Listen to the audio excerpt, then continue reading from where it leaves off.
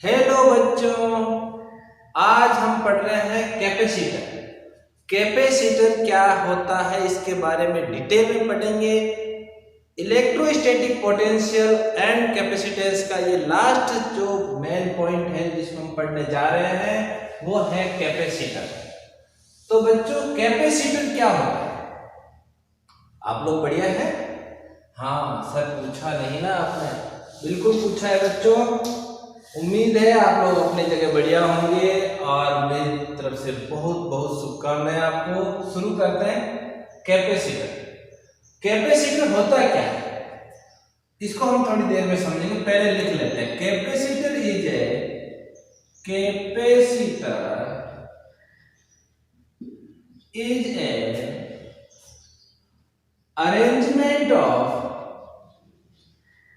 arrangement of two conductors।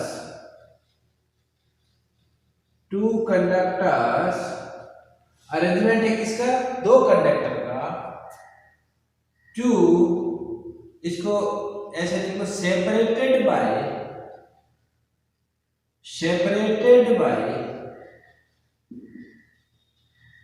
An insulator. हाँ, दो conductor का अरेंजमेंट है जो अलग अलग हो रहा है। किससे? इंसुलेटर से। And used to store a large amount of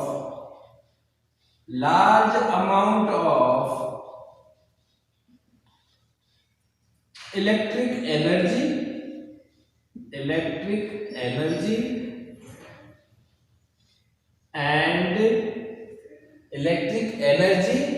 and charge। बहुत बड़े चार्ज को इकट्ठा करना या इसको इलेक्ट्रोस्टैटिक एनर्जी को या चार्ज को स्टोर करके रखने के लिए हम जिस डिवाइस को, जिस अरेंजमेंट को काम में लेते हैं उसे कहेंगे कैपेसिटर। तो ये हुई आपकी कैपेसिटर की डेफिनेशन। अब समझते हैं हो क्या गया, क्या अरेंजमेंट है। देखो बच्चों, मान लीजिए कि और कई तरह के भी होते हैं लेकिन अपन सिंपल पढ़ेंगे।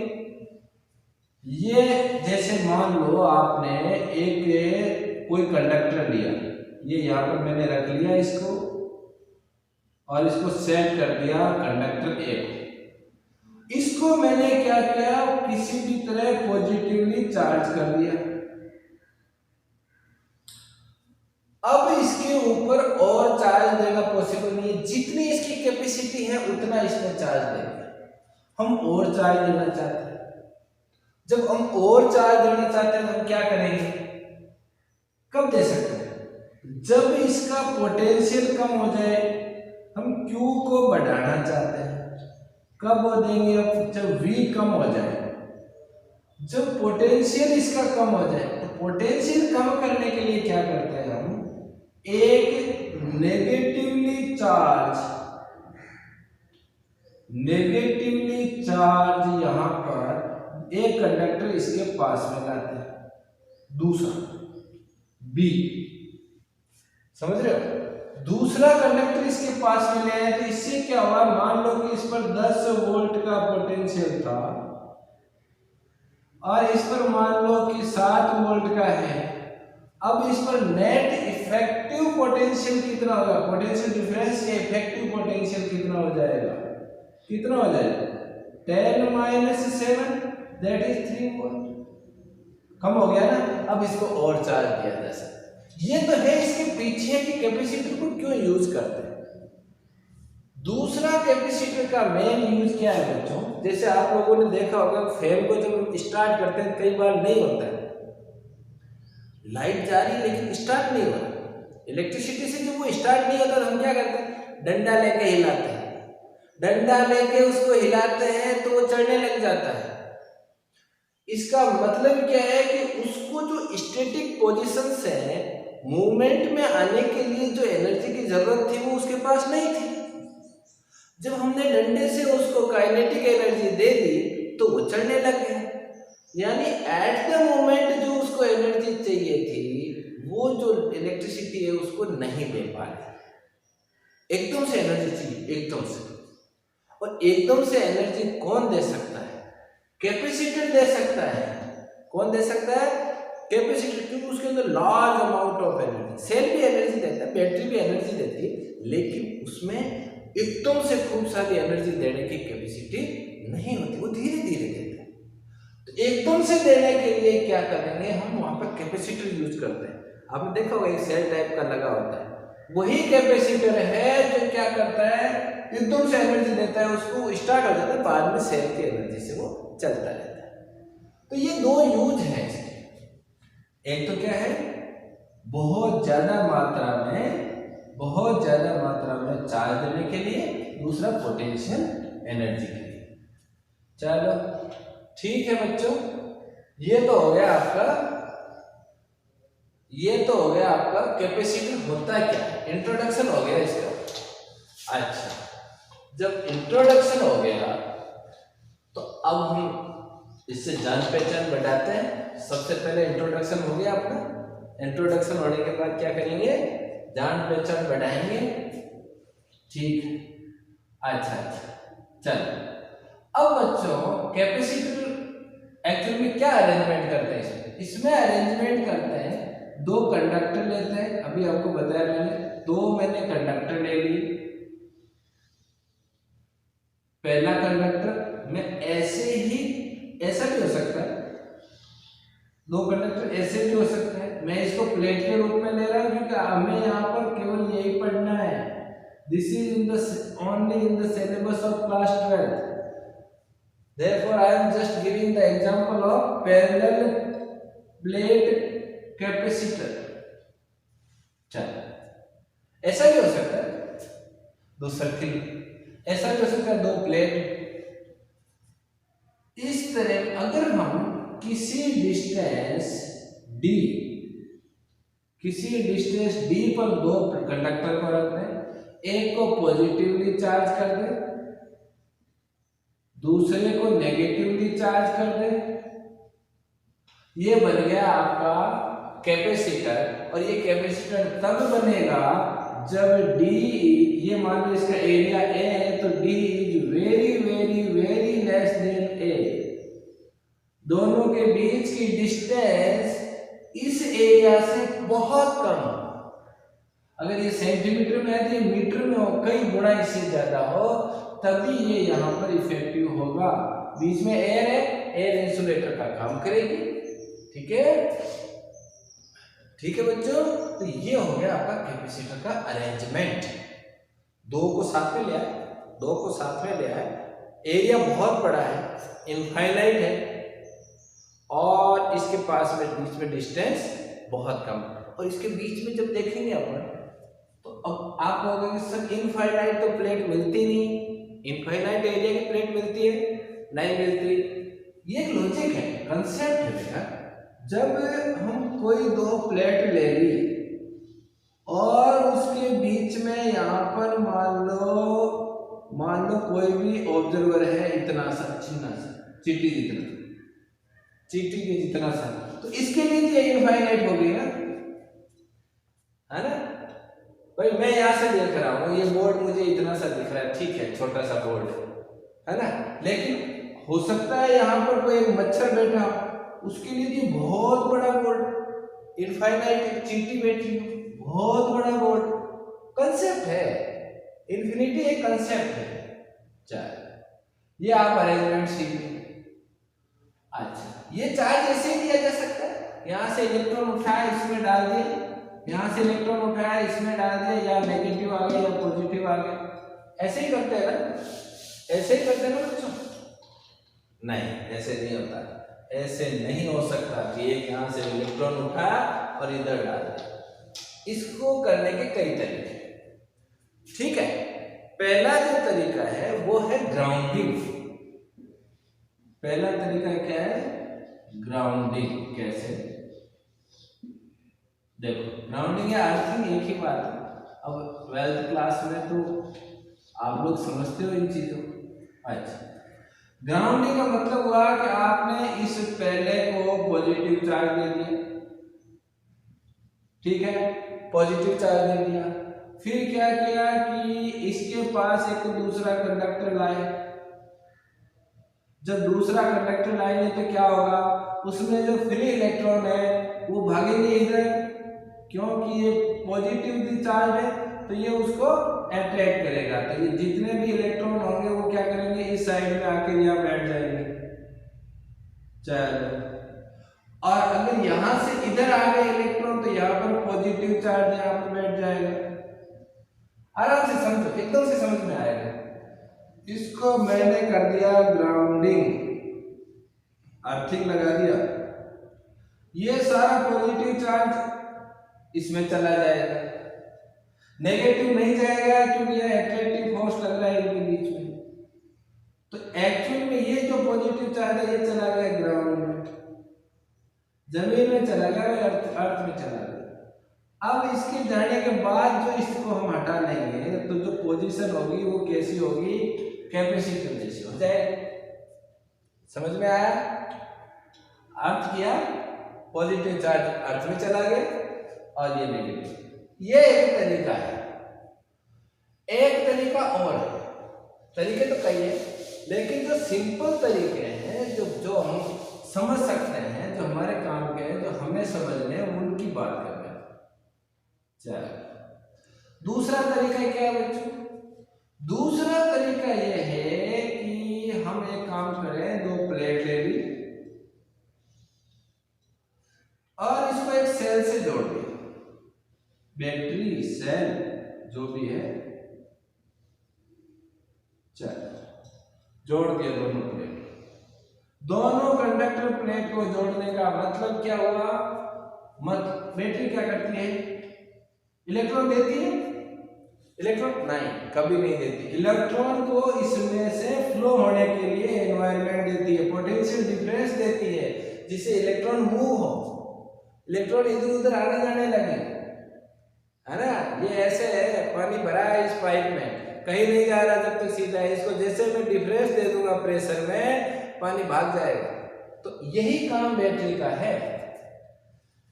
चलो, ऐसा होगा तो क्या होगा, ये पॉजिटिवली है तो यहां से कुछ इलेक्ट्रॉन है, इनको अट्रैक्ट करेगा, इलेक्ट्रॉन यहां से भागेंगे और यहां आ जाएंगे। इसमें इलेक्ट्रॉन यहां आने का मतलब हुआ कि यहां पर कैसा चार्ज आएगा, पॉजिटिव चार्ज आ जाएगा, और यहां पर जो एक्सेस इलेक्ट्रॉन है वो इधर से जाकर इसमें जाएंगे तो यहां पर एक्सेस हो जाएंगे। चलो, हो गया, हो गया, ये कैपेसिटर की फॉर्म में आ गया। तो ये दो तरीके हैं, समझ में तो आ रहा है ना, आ रहा है समझ में तो आ रहा है। थोड़ा मजा नहीं आ रहा होगा, मजा क्यों आएगा भाई, डांस करे तुम्हारे आगे तब आएगा मजा, है ना। हाँ, समझ लो ऐसे बिना डांस, ठीक है। ये पॉजिटिव चार्ज हो जाएगी, अरे यहाँ से इलेक्ट्रॉन को इधर खींच लेगा, ये पॉजिटिव है तो, और इसको एक्सेस इलेक्ट्रॉन दे देगा तो ये क्या हो जाएगा, पॉजिटिवली, ये नेगेटिवली और ये पॉजिटिवली चार्ज हो जाएंगे और इक्वल चार्ज आ जाएगा। जितने इलेक्ट्रॉन यहाँ से गए उतने यहाँ पर आ गए, तो यहाँ पर प्लस क्यू और यहाँ पर माइनस क्यू चार्ज आ गया। तो एक तरीका तो ग्राउंडिंग से हो गया, दूसरा हो गया बाई सेल और बैटरी।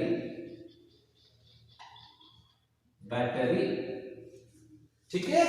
चल, कैपेसिटर बनाते कैसे हैं, कैपेसिटर को चार्ज कैसे करेंगे, होगा क्या और डेफिनेशन क्या होगी, ये सब हमें समझना। बढ़िया से समझे, फालतू की बात कुछ नहीं, केवल हम समझ रहे हैं और मेन कंसेप्ट समझ रहे हैं बच्चों। कैपेसिटेंस छोटे छोटे चैप्टर है, बिल्कुल छोटे छोटे पॉइंट लेकर हम समझेंगे, कभी मजाक गलत हो जाए या समझ में ना आए।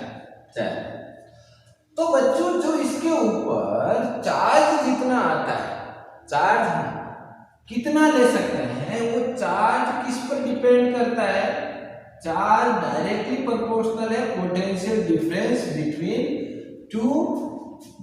To plates. ये दोनों प्लेट्स हैं, इसके ऊपर कितना चार्ज आएगा, जैसे हमने थोड़ा सा चार्ज दिया, पोटेंशियल डिफरेंस उतना ही ज्यादा हो गया। यानी जैसे जैसे हम चार्ज देंगे, जैसे जैसे चार्ज देंगे वैसे वैसे क्या है, पोटेंशियल डिफरेंस भी बढ़ेगा। एक में प्लस क्यू एक में माइनस क्यू, तो डिफरेंस दोनों में बढ़ेगा। अब इसका मतलब है कि डायरेक्टली प्रोपोर्शनल है। प्रोपोर्शनल के साइन को हटाने के लिए हम कांस्टेंट लगाएंगे, और कांस्टेंट मैंने लगा दिया सी। ठीक है, तो सी क्या हो गया बच्चों, Q upon V, Q upon V, and this C is called capacitance of the capacitor, capacitance of the capacitor। ये जो C है इसकी यूनिट अगर हम निकालें, यूनिट की हम बात करें बच्चों, अगर इसकी यूनिट की बात करें, कैपेसिटेंस क्या होगी, यहां पर चार्ज किसमें होगा, कूलम में, कूलम पर ये क्या है, वोल्ट। कहने का मतलब हुआ कि कूलम पर वोल्ट में इसको हम मेजर कर सकते हैं, लेकिन यहां पर इसकी जो यूनिट होती है वो होती है फेरेड। क्या होती है, फेरेड। इसकी यूनिट होती है फेरेड, और फेरेड किसके बराबर होता है, 1 फेरेड किसके बराबर होता है, 1 कूलम अपॉन 1 वोल्ट, यानी 1 कूलम पर वोल्ट का जो वैल्यू है वो 1 फेरेड के इक्वल आता है। And capacitance does not depend on the charge and potential difference. ऐसा नहीं है कि Q अपॉन V है तो Q कितना होगा और V कितना होगा ना, ये तो जब आप कैपेसिटर बनाते हैं तभी डिसाइड हो जाता है कि इस कैपेसिटर का कैपेसिटेंस कितना होगा। देखो समझने की कोशिश करो, इसका मतलब ये नहीं है कि C इस Q और V पे डिपेंड करता है, no, it depends on the ratio of Q upon V, but it does not depend on Q और V। है ना मजेदार बेटा। जैसे अपन लिखते हैं ओम्स लॉ में, ओम्स लॉ में क्या लिखते हैं, V is equal to I R. क्या R जो है वो V और I पे डिपेंड करता है, नहीं। V और I में से एक चीज को बढ़ाते हैं तो दूसरी ऑटोमेटिकली ऐसे सेट होती है कि R उतना का उतना ही रहे, रेजिस्टेंस उतना का उतना ही रहे। इसी तरह ये भी प्रॉपर्टी ऑफ द सर्किट है, सर्किट की ये प्रॉपर्टी है, रेजिस्टेंस हुआ, कैपेसिटेंस हुआ, इंडक्टेंस हुआ, जो भी है ये सब प्रॉपर्टी ऑफ द सर्किट है। इसके अंदर ये इस पर डिपेंड नहीं करता है। ये क्यों अगर हम ज्यादा लेंगे तो पोटेंशियल डिफरेंस ऑटोमेटिकली उस हिसाब से चेंज होगा कि दोनों का रेशियो कैपेसिटेंस के इक्वल रहेगा। आया समझ में? हाँ, ऐसा नहीं कि सर क्यू बढ़ा देंगे तो सी बढ़ जाएगा क्या, V बढ़ा देंगे तो C कम हो जाएगा क्या, no, it does not depend on Q and V। C तो उतना ही होगा, जब बनाया तभी छाप लग गई उस पर कि इसका इतना फेरेड का कैपेसिटेंस होगा। अब आप दो चार्ज, अब आप चार्ज दो, चार्ज दोगे तो पोटेंशियल डिफरेंस भी बढ़ जाएगा, और पोटेंशियल डिफरेंस बढ़ाओगे तो चार्ज भी बढ़ जाएगा ऑटोमेटिकली। ठीक है, चलिए समझ में आ गया। कैपेसिटेंस क्या है, capacitance is ratio of charge and potential difference at any instant. उतना ही होगा, अगर ये बढ़ेगा तो ये भी बढ़ जाएगा, लेकिन कैपेसिटेंस किसी भी कैपेसिटर के लिए सेम होगा। इसका जो सिंबल होगा वो ऐसा होता है, इसका जो सिंबल होता है, सिंबल कैसा होता है, ऐसा। ये हो गया आपका कैपेसिटर। ये कैपेसिटर अगर यूनिफॉर्म है, अगर किसी वजह से हम इसको चेंज करने की कोशिश करें, इसके अंदर प्लेट की जैसे मान लो साइज कम ज्यादा करें, या कुछ इसके अंदर कॉन्फ़िगरेशन में अगर हम चेंज करेंगे तो कैपेसिटर भी चेंज, कैपेसिटेंस भी चेंज हो सकता है। मान लो इसको बड़ा कर दे, प्लेट को छोटा कर दे, दोनों के बीच की डिस्टेंस को कम ज्यादा करें, तो तब अगर इसको जो सिंबल होगा वो होगा ऐसा, ऐसा। अब इसके अंदर चेंज हो सकता है, ये वेरिएबल कैपेसिटेंस है। कैसा कैपेसिटेंस है, वेरिएबल, वेरिएबल कैपेसिटेंस। और ये कांस्टेंट, इसी को यूज करते हैं ज्यादातर, कोई वेरिएबल नहीं करता। जिस चीज को हम स्टडी कर रहे हैं उसका कैपेसिटेंस फिक्स है, जैसा कि मैं आपको भी बता रहा था। चलो ठीक है, तो इसका जो सिंबल है वो ये रहेगा। ठीक है बच्चों। अच्छा अब मैं बात करता हूं इसकी प्रैक्टिकल इंपॉर्टेंस। किसकी बात करते हैं? प्रैक्टिकल इंपॉर्टेंस क्या है, प्रैक्टिकली क्या होगा अगर हम इसको Q और V को हम बढ़ाएं। अच्छा प्रैक्टिकली क्या होता है बच्चों, जैसे ये आ गया आपका C = Q/V। अब आप कहें कि सर इसको चार्ज हम देते ही रहे तो क्या होगा, क्या V अपने आप बढ़ता जाएगा? जो चार्ज और V दोनों बढ़ते जाएंगे तो बढ़िया है, ज्यादा पोटेंशियल एनर्जी वहां पर इकट्ठी हो जाएगी। नहीं, ऐसा नहीं कि हम उसको अनलिमिटेड टाइम तक दे सकते हैं और इन्फिनिटी तक चार्ज दे सकते हैं। उसकी एक कैपेसिटी है, उसकी एक कैपेसिटी होगा क्या, जैसे मान लो आपने इसको चार्ज दिया, ठीक है, चार्ज देते गए एक सिचुएशन ऐसी आई, प्रैक्टिकल इंपॉर्टेंस है ना, प्रैक्टिकल इंपॉर्टेंस समझ में आ रहा है सर? पहले कंसेप्ट पढ़ लो, कंसेप्ट पढ़ने के बाद आएगा मजा इसमें। अच्छा अब यहाँ पर जो +Q चार्ज है आपके पास है, यहाँ -Q है। अब आप इसको चार्ज देते गए, ज्यादा चार्ज होगे तो क्या होगा कि ये जब ज्यादा होगा तो इसको, इस कैपेसिटेंस को इतना ही रखने के लिए इसको भी बढ़ना पड़ेगा। यानी जो Q जैसे अपन Q = V, यानी ये ज्यादा होगा तो ये भी ज्यादा होगा, और जब पोटेंशियल डिफरेंस ज्यादा हो जाएगा तो इसके आसपास यहाँ पर E जो इलेक्ट्रिक फील्ड जो है वो बहुत ज्यादा हो जाएगा। अरे ये बढ़ेगा तो ये भी बढ़ेगा, ये बढ़ेगा तो ये भी बढ़ेगा, तो बहुत ज्यादा यहाँ पर क्या हो जाएगा, इलेक्ट्रिक फील्ड हो जाएगा, स्ट्रॉन्ग इलेक्ट्रिक फील्ड हो जाएगा। इससे आसपास की जो एयर है वो क्या हो जाएगी, आयोनाइज हो जाएगी, उसमें भी आयंस बनने लग जाएंगे जो मॉलिक्यूल से उनका स्ट्रॉन्ग इलेक्ट्रिक फील्ड की वजह से वह क्या हो जाएगी, आयोनाइज हो जाएगा। आयोनाइज हो, जैसे मान लो वो यहाँ पर नेगेटिव चार्ज है तो वहां पर पॉजिटिव चार्ज अगर आया तो क्या होगा, यहाँ से चार्ज लीक होकर इस पॉजिटिव से जाके मिल जाएगा। अरे यहाँ से जो माइनस है वो जाके यहाँ पे इलेक्ट्रॉन निकल के इस पॉजिटिव चार्ज मिल जाएंगे, न्यूट्रल कर लेंगे अपने आप को। तो क्या होगा, लीकेज ऑफ चार्ज। क्या होगा, लीकेज ऑफ चार्ज। कहानी समझ में आई कि नहीं आई भाई? जब Q ज्यादा होगा, एक लिमिट से ज्यादा अगर Q होगा तो V भी ज्यादा होगा, V ज्यादा होगा तो इलेक्ट्रिक फील्ड ज्यादा होगा, इलेक्ट्रिक फील्ड ज्यादा होगा तो सराउंडिंग एयर है वो आयोनाइज हो जाएगी, तो क्या होगा, यहाँ से चार्ज लीकेज होगा और जो ये चार्ज उससे उसको न्यूट्रल करने की कोशिश करेगा और चार्ज लीकेज की पोजीशन आ जाएगी जो कि इसको फिर से चार्ज डाउन होने लगेगा। यानी एक लिमिट से ज्यादा उसको चार्ज नहीं किया जा सकता। समझ में आया? शायद मैं सक्सेस हो गया इस चीज को समझाना। कई बच्चे कंफ्यूज हो जाते हैं, सर ये क्या बोल गए, शायद मुझे लग रहा है मैं कामयाब हो गया आज। अरे सराउंडिंग एयर में माइनस पॉजिटिव आयन आ गए तो उस किसकी वजह से, इलेक्ट्रिक फील्ड के स्ट्रॉन्ग होने की वजह से, तो फिर वो उसको लीक कर देगा। इसका जो बॉन्ड है उससे ज्यादा वहां पर फोर्स लगेगा, उसको खींचेगा। चलिए बहुत बढ़िया, ठीक है। एक तो ये हो गया कि हम क्यों नहीं कर सकते। अब इसमें क्या है, एक वर्ड आता है die electric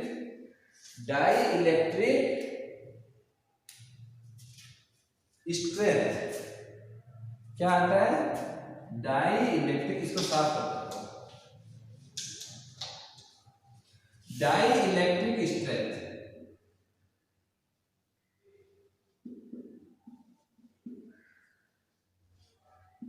die electric strength क्या होती है?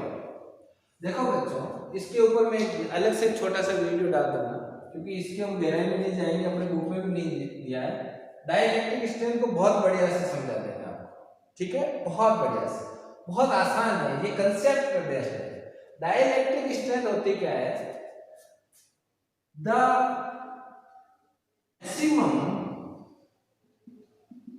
Maximum electric field maximum electric field है ना, that can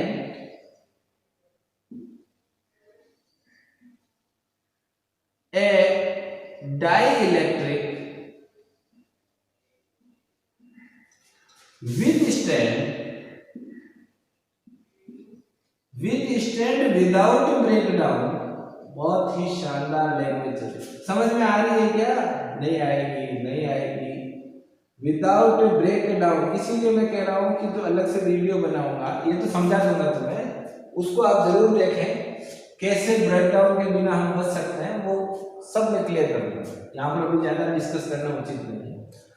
dielectric withstand without breakdown is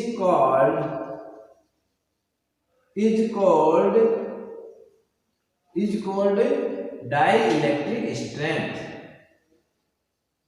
dielectric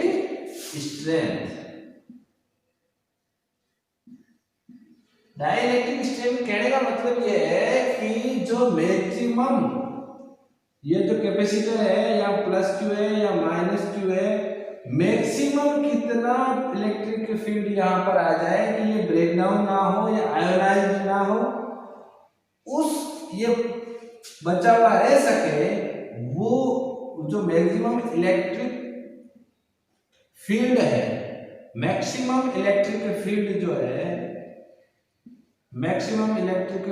है उसकी स्ट्रेंथ को ही हम कहेंगे डाइलेक्ट्रिक स्ट्रेंथ। अच्छा चलो ठीक है, मैक्सिमम इलेक्ट्रिक फील्ड अर्थ की, जैसे मान लो एयर की लेते हैं हम, कि एयर, जैसे दो कैपेसिटर बीच में, यहाँ एयर है, यहाँ क्या है? एयर के मॉलिक्यूल्स, एयर है, तो इसकी जो डाइलेक्ट्रिक स्ट्रेंथ होती है वो होती है 3 × 10⁻⁶ वोल्ट पर होगी डाइलेक्ट्रिक स्ट्रेंथ। अलग अलग यहाँ पर जो डाइलेक्ट्रिक हम बीच में रखेंगे उसकी अलग अलग होगी, क्या स्ट्रेंथ जो है वो अलग अलग होगी, ठीक है? अरे समझ में नहीं आया, चलो ठीक है कोई बात नहीं, आप एक बार इसको समझ लो कि मैक्सिमम जो इलेक्ट्रिक फील्ड की स्ट्रेंथ होगी जो इसको ब्रेक डाउन ना करे, मैक्सिमम कितना दे कि ये ब्रेक डाउन ना हो, उसे हम बोलेंगे dielectric strength. Parallel plate capacitor, इतनी देर से हम पैरेलल प्लेट बना रहे थे, अब देख लेते हैं कि इसकी क्या कैलकुलेशन है, क्या डेरिवेशन है। मैंने यहाँ पर ये दो प्लेट लगाई, इस पर कैसे ही करके आपको बताया मैंने 2-3 तरीके, कैसे ही करके मैंने +Q चार्ज दे दिया, यहाँ पर दे दिया -Q चार्ज, ठीक है? इनके बीच की डिस्टेंस ले ली मैंने d, और इसका एरिया ले लिया मैंने a, दोनों का सेम है, तो d is very very very less than a। यहां तक बात हो गई थी, चलो ठीक। अब यहां पर इलेक्ट्रिक फील्ड की डायरेक्शन क्या होगी बच्चों? ये होगी, ये मान लो फर्स्ट प्लेट है, इसको मैं +Q -Q आप समझते हो, इसको मैं दे देता हूं ये फर्स्ट प्लेट है, ये सेकंड प्लेट है, तो ई फर्स्ट की जो डायरेक्शन होगी ये होगी प्लस से माइनस की तरफ। अरे पॉजिटिव जो होता है उसकी आउटगोइंग होती है, आउटवर्ड होती है, और नेगेटिव की क्या होती है? इनवर्ड होती है, तो सेकंड की भी डायरेक्शन क्या होगी? यही होगी। चलो सेकंड के लिए भी डायरेक्शन इसकी तरफ होगी और फर्स्ट की डायरेक्शन भी इधर होगी। यहां पर फर्स्ट की डायरेक्शन क्या होगी? इस साइड में होगी, और माइनस की यानी ई फर्स्ट की डायरेक्शन ये होगी और ये इसकी होगी ई सेकंड की डायरेक्शन। यहां पर बाहर की तरफ क्या होगी बच्चों? ई फर्स्ट की डायरेक्शन तो ये होगी,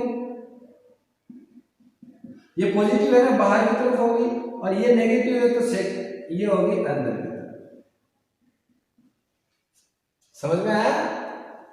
यहां क्या डायरेक्शन नोट कर लो पहले, इलेक्ट्रिक फील्ड। अच्छा, अब पहले हम देखते हैं कि इलेक्ट्रिक फील्ड बिटवीन द, पहला ले लें, between the in the left side of capacitor. पहले ये देखो कि इस साइड में कितना होगा, लेफ्ट साइड में देखना है तो लेफ्ट साइड में बच्चों कितना होगा, इस पॉजिटिव जो प्लेट होती है उसका हमने पढ़ा है कि पॉजिटिव जो प्लेट है उसका जो इलेक्ट्रिक फील्ड होता है वो होता है सिग्मा अपॉन 2 एप्सिलॉन नॉट। अरे एक प्लेट है इनफाइनाइट एरिया की, भाई इनफाइनाइट की नहीं है, इनफाइनाइट एरिया की प्लेट है तो उसका इलेक्ट्रिक फील्ड क्या होगा, sigma upon 2 epsilon naught. What is sigma? Sigma is surface charge density. चल, sigma is surface charge density, यानी चार्ज अगर q है तो it is divided by a। अच्छा, दिस इज सिग्मा, ठीक है। इसकी डायरेक्शन ये होगी, इसकी डायरेक्शन सेकंड की वजह से क्या होगी, इस साइड में होगी, ये फर्स्ट का हो गया, सेकंड में क्या होगा, उल्टी डायरेक्शन, तो minus sigma upon 2 epsilon not, दोनों कैंसिल आउट होकर क्या आ जाएगा, 0।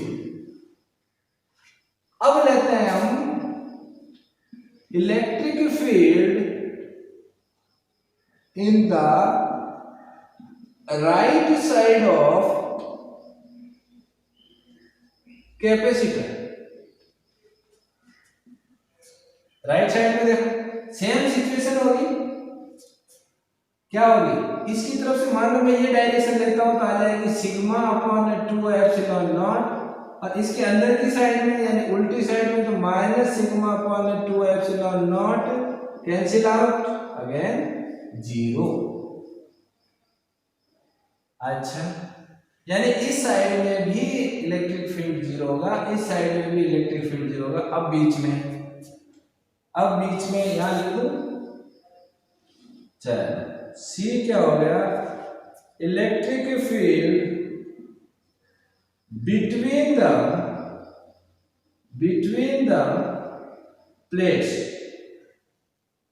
प्लेट्स के बीच में, दोनों की डायरेक्शन सेम है तो क्या हो जाएगा बच्चों, E will be equal to sigma upon 2 epsilon not plus sigma upon 2 epsilon not, यानी सिग्मा अपॉन एप्सिलॉन नॉट का आधा फिर आधा तो हो गया पूरा, यानी सिग्मा अपॉन एप्सिलॉन नॉट।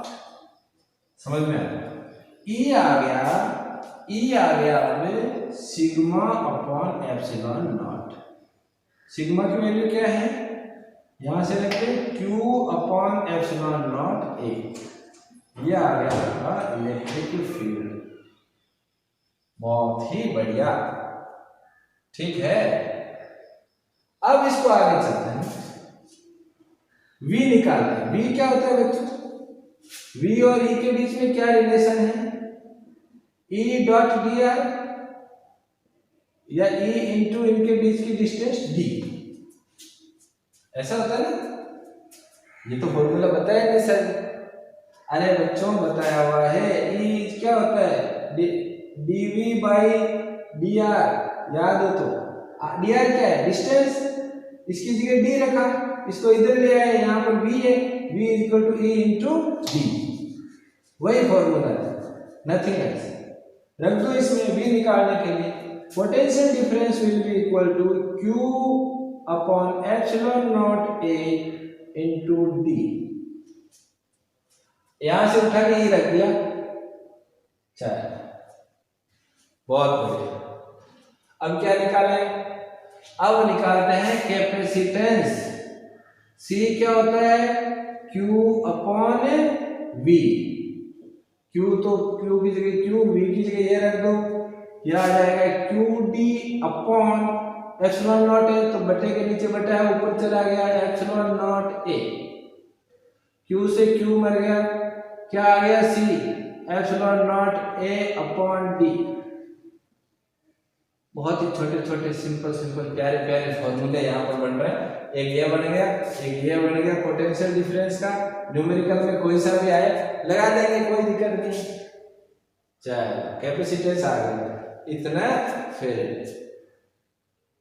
ये जो फेरेड है बहुत बड़ी यूनिट है, ये यहाँ से आप निकाल सकते हैं, ठीक है ना। मान लो 1 फेरेड अगर निकाले है और यहाँ 1 मीटर भी ले लें तो ये एक कितनी बड़ी यूनिट आएगी ये आपको यहाँ से पता चल जाए।